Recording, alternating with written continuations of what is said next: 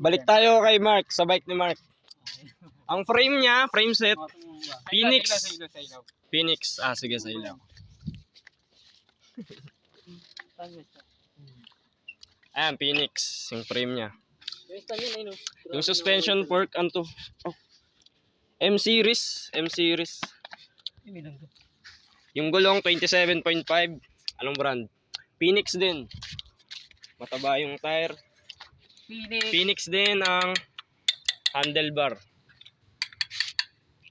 Naka Camros ang ano niya, brake.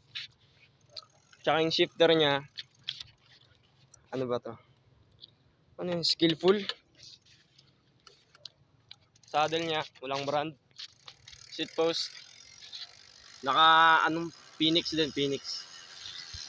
Yung crankset, Phoenix din, nabura na.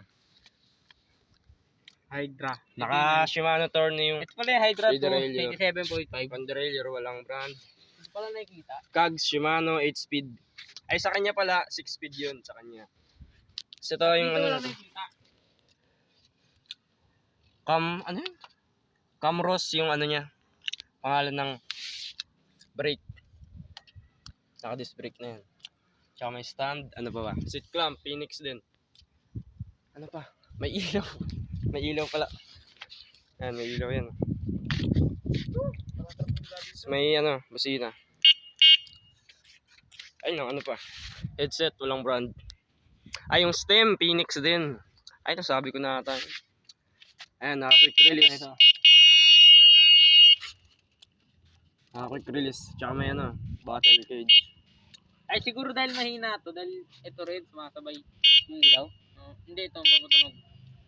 Kaya mabilis humina to. Mabilis malaw. Pindutin mo kung malakas. Sinacharge ko nga yun, hindi nag ano eh. Ayun lang, bye-bye.